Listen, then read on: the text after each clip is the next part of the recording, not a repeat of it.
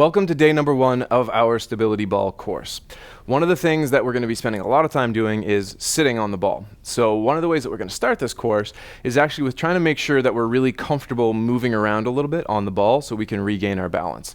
So not only is this actually good for our balance itself, it's also very good for our midsection and for our core to be able to explore a little bit around on the ball. So if you are doing this and you've listened to our other videos about where to place the ball and you've got it against the wall, what I want you to do is to move it just slightly away from the wall, just so that it has a little bit of movement to it.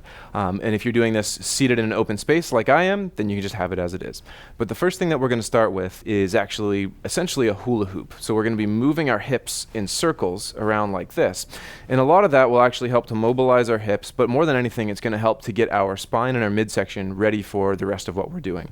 So it's a really good idea for you to actually get used to doing these kind of hula hoops and these front to back movements and these side to side movements, purely because it will get your core engaged and it actually is going to improve your balance in the long run. So we're going to do this movement a few times throughout our 5 days, but it's the very first thing that I want to start with for today. So all I want you to do is to get into a position where you're comfortable. Your feet are going to be spread wide enough that you have a good amount of stability, but you want to make sure that you've still got good front to back stability, not just in circles. So for most people, they're going to be leaned forward a little bit. If we go too far back is usually when we have issues, so we're going to be leaned forward a little bit. We're going to have our feet nice and wide, essentially as wide as we're comfortable going, where it doesn't cause our hips any discomfort. And all we're going to start with is we're literally going to we're going to look down at the floor in front of us, maybe about 5 feet in front of us. We're going to have our hands on top of our knees, and we're just going to push our butt back a little bit and then forward. And we're just going to do that about 10 times. So follow that with me now. There's no magic to the number 10. It's just a nice round number. So if you want to do a little more or a little less, feel free.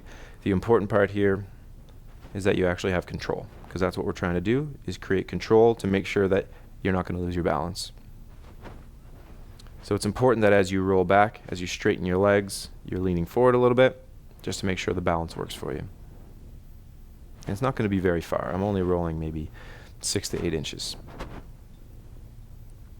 So after we've done that about 10 times, what we're going to do is a much smaller movement, and that's going to be side to side. So we're just going to be pushing like this, where we're trying to keep our torso still. We're not leaning our body off to the side. We're keeping our upper body still, and we're just moving our hips underneath it like that. So we're going to do about 10 off to the left side like that, where we're just scooting our hips off to the side.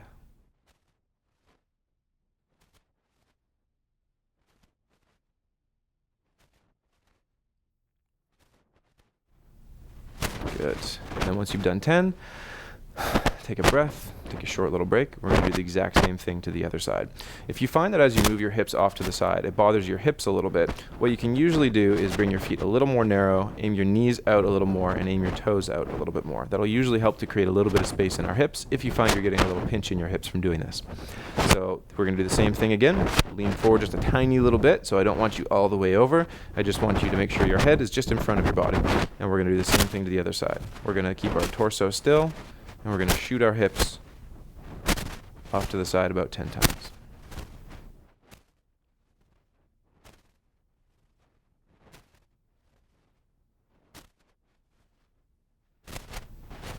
Good. Now you can relax again. So one thing you might have noticed as we're going through this is that as we roll around and move around on the ball quite a bit, the ball might shift a little bit on the floor. So if at any time you feel like the ball is starting to slide on the carpet or on the floor in any direction and you want to get it back, just take a pause, and usually the easiest thing to do is to lean forward and engage into your legs, stand up, and then move it with your hands here. So with me, I'm just going to move it forward a little bit and then slowly right back down again. And always be careful when you originally go to sit on the ball. The vast majority of people, when they go to sit on the ball, if they're not perfectly centered, that's when they're going to have balance issues. So most of the time, I'd prefer that as you go to get on the ball, you slowly lower yourself down, which will make it a little more difficult, but much more safe. So the next thing that we're going to do is we're just going to finish off these movements. We've done front to back, and we've done side to side. What we're going to do now is little circles, and this is why we call this a hula hoop, because we're literally just going to act as if we were rolling the ball in a tiny little circle. And I do mean tiny. We're just going to be going about that big. So we're going to do about 10 if you're looking straight down, keeping your eyes on the floor. If you're doing 10, we're going to go clockwise first, take a short break, and then do counterclockwise. Okay? So let's start that now.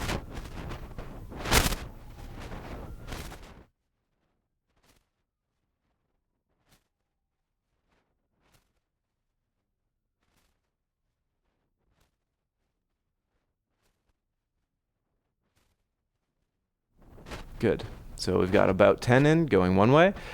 Take a breath, relax. If you need to rearrange a little bit where you are on the ball, feel free to do that now. So now we're going to do the exact same thing the other way. We're going to be spinning the ball on the floor, or rolling the ball on the floor, and we're going to be doing it counterclockwise.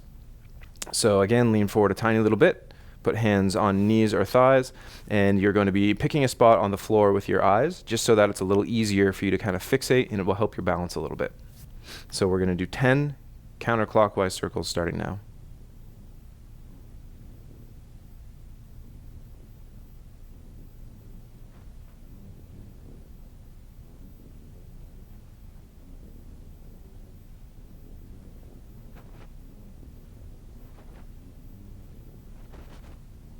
Good. So that's it for the hula hoops. That's our first exercise of the day. We're going to do this a lot faster the next few times we do it. I just wanted to make sure that you understood the exercise and the different steps that we're going to use the next few times that we do it throughout the course. For the next exercise, you are going to need an exercise band. So that means a TheraBand is the most popular one, and I want you to start with whatever the lightest one is that you have and whatever the longest one is that you have. So for most people, if you're using a TheraBand brand, that means that you're using a yellow band. That's the one that I'd prefer you start with if you're using a TheraBand, but just whatever the one that is longest and has the lightest resistance. So on day one of the things that we end up doing a lot of the time is kind of learning the setup, not just the actual exercises, but how we get into them the easiest. So usually the easiest way to do that is at the start of the day. You actually get your dumbbells and your TheraBand or whatever exercise band you're using and put it close enough to you that you don't have to get up and down off the ball repeatedly. So as I mentioned before, getting up and down off the ball is where most people are going to have balance issues. And so from now on, what I want you to do is have the band near you so that it's preferably going to be within a little bit of leaning distance so that you can just reach down and grab it and keep going rather than having to get on and off of the ball. For this exercise, and for the rest of the exercises today, though, we're not going to be moving the ball around. The ball is going to stay stationary. So if you want to, you can take the ball and push it right back up against the wall or into a corner just to create that extra little bit of stability as we go through the rest of these exercises. So for this exercise with the band, one of the things that is going to be something we're going to have to test out a little bit is how we set up the band. Because getting the band into place under our feet is how we're going to begin. So for most people, if we're not worried about balance, it's just as simple as bringing your feet a little closer together, pulling up one toe, putting the band underneath, pulling up the other toe, putting the band underneath there. So what we want is for the band to end up here at our sides and holding on to both ends with our hands. For some people, that's going to be a little more difficult. And if you think that you're going to have issues leaning forward and getting down to touch your toes and put the band underneath, I'd really encourage you to put the ball against a wall or put it into a corner. And then the next time you go through this course, you can do it with the ball freestanding just to make it easier. But for now, I just want you to make sure you're getting the band underneath your feet, and usually the easiest thing to do is to have it nice and stretched underneath so you have lots of slack on the outside here. So we're going to be doing banded curls, which is an exercise that we're doing for our arm strength. And so once you get into position, again, we're going to do the same sort of thing, going to have our feet as wide as we can get for stability without stretching the band too much. And then we're going to lean forward, look down a tiny little bit, and then we're just going to be pulling straight up like this. So we're going to do 10 of those where we're going up fast, and then we're going to go slow and controlled down, take a short breath, up fast again, and slow and controlled down. So you'll probably feel a little bit of strain into your arms and a little bit into your neck and a little bit into your upper back, which is what we're going for. But you're going to find probably your elbows and your arms are the thing that fatigue the most. So get into position here, get the band into place, make sure you have a good grip on either side, and we're going to do 10 repetitions of up fast, down slow, short pause, and then repeat. So let's do 10 of those now. Up fast, down slow, pause, and do the same thing again. Let's do 9 more of those.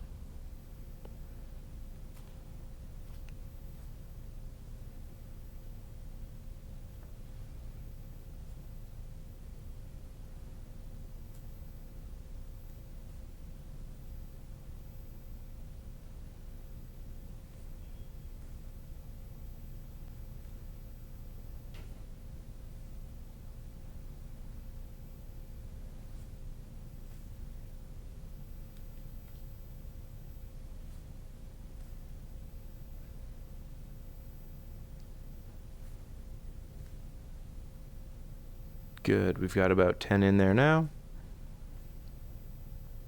And then you can try to relax. So So getting the band out of this position is going to be the same as getting the band into this position, and that's going to be a little more difficult. But one of the things you can do is you don't actually have to lean all the way down to your feet, but you need to make sure the band is nice and slacked if you're just going to take your feet out. So I will show you this way of doing it. The band is nice and loose. Just going to take one foot, and we're going to take it out that way. We're going to take the other foot, and we're going to take it out that way. If you think your balance is fine with doing that, feel free. If you need to have both feet on the floor to maintain your balance, I want you to make sure that you lean forward and get your feet nice and wide and take it out one by one. I don't want it snapping up and hitting you in the face. So the next thing that we're going to do is for our neck. And these are called banded retractions. So most of the time, our neck tends to suffer from a lot of overwork and a lot of tightness in a lot of people because it spends a lot of time here. So what we're going to do is we're going to train these muscles that help to pull it back and upright. So you can actually do this with no help from a band whatsoever, and it's still going to be beneficial, but we're going to give a tiny little bit of resistance in the form of a band.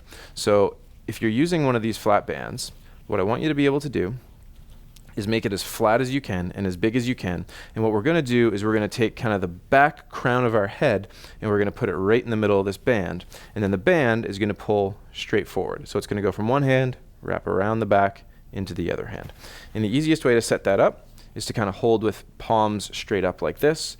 And then you can make a nice flat spot, put it on the back of your head here, and then we can pull straight forward. So I'm not giving this a lot of resistance. Most people's necks are much stronger than they're going to feel much out of this band, but the repetitions will do it. So we're going to have the band pulled straight forward like this, and all I want you to do is pull forward a little bit, and then you're going to pull your head back and up like that. So again, just straight back and up. It should feel like it's giving you a little bit of a double chin.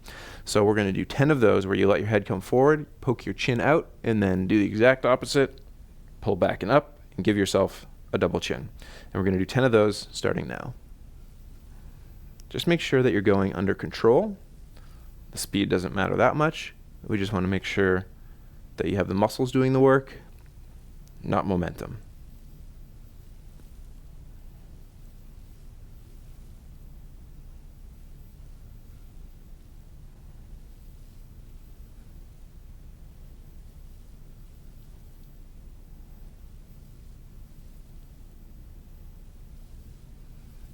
Good, there's about 10. So I want you to take the band, pull it out to the sides, try to release the tension, and then pull it down and let it relax for a second.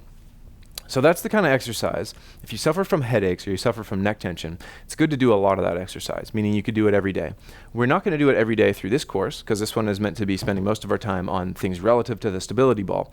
But if you do have any kind of headache issues, I'd encourage you to do that and do it often, as it will strengthen your neck and a lot of the time can help with some chronic headaches. So the next drill that we're going to do is called the no money drill. And that's because we're meant to start here as if we're putting our hands in our pockets, flip our hands over, and shrug up and back. Like, looked in my pockets, and there's no money. So we call it the no money drill. So what you're going to do is you're going to have, going to be in the same starting position we did at the very start. You're going to have your feet nice and wide, a nice stable position, a little bit of a forward lean.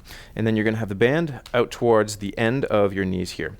So what you're going to do is you're going to take your thumbs with your palms down towards the ground, and you're going to loop them under here.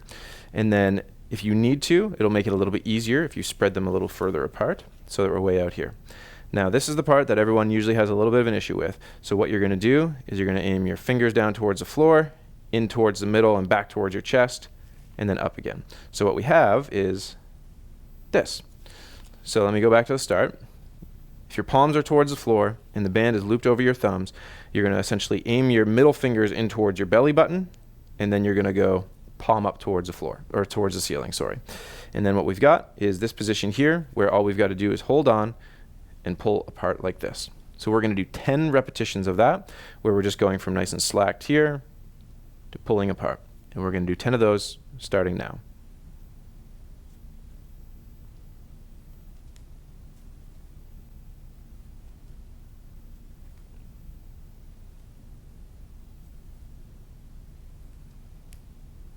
You'll get quite a burn on the back of the shoulders if you're like most people.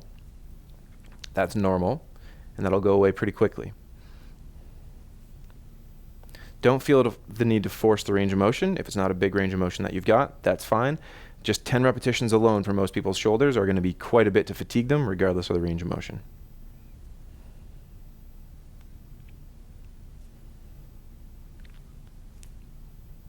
Good. and that's it for the no money drill. So that one, for most people, is going to be pretty extravagant as far as the fatigue that you get in your shoulders.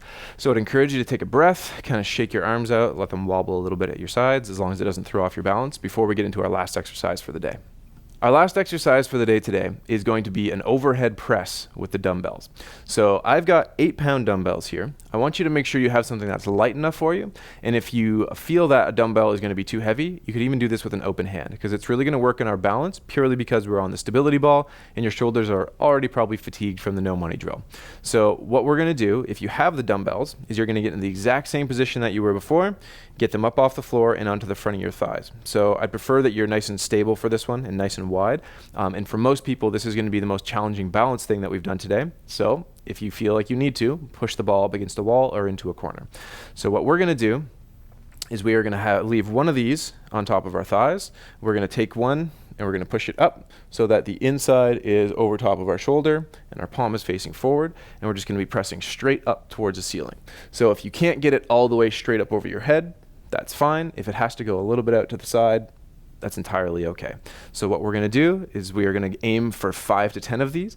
If you feel like you start to fatigue at 3, that's entirely fine. As long as there's not a big amount of pain, I want you to keep pushing. The shoulders will burn, but it'll go away pretty quick. So we're going to start with the dumbbells on our thighs. Going to take them up here, aim our palm forward. It doesn't have to be all the way forward. It can be a little bit towards the middle. And we're going to do one side, and we're going to do 5 to 10 repetitions. Give that a start right now.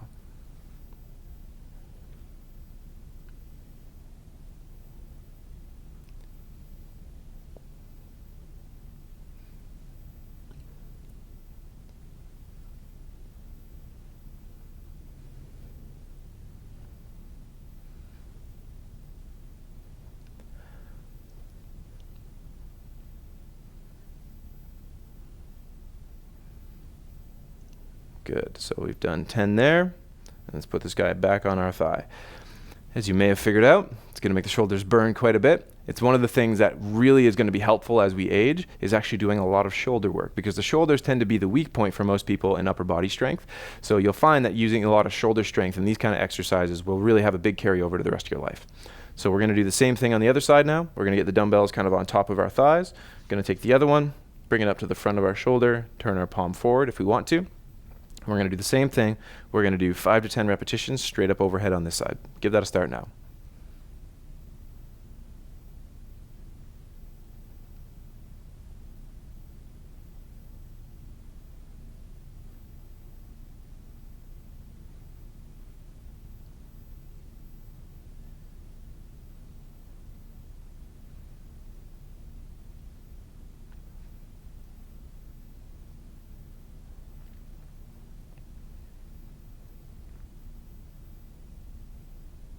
Good. And then right back down again. So a few of you might have had some kind of shoulder discomfort while doing that, especially through the middle of that range of motion. And that's not something that we want to be pushing too hard through. So I want you to make sure you're keeping track for the next 24 hours of how your shoulders respond. Sometimes it's okay for us to get a little bit of pain in our shoulders as we do these sorts of things. Other times, if it flares them up and really inflames them, we want to avoid these kind of movements. So for most people, one of the easiest things that we can do is, rather than having our hand up and out here, we can have our elbow aimed a little bit forward. And most of us, we are not as strong from there, but we'll be able to press with a much more safe and much less uncomfortable shoulder. So if that's you, feel free to put your arm a little bit forward or a little bit more out to the side. And all I want you to do is make sure that your shoulder's fine for the next 24 hours. Most of us will get a little bit of muscle soreness if you've never done anything like this before, but there's a difference between muscle soreness and an ache or pain. So if you get an ache or pain, I want you to try to alter this next time you go through it. And that's it for day number 1. Look forward to seeing you on day number 2.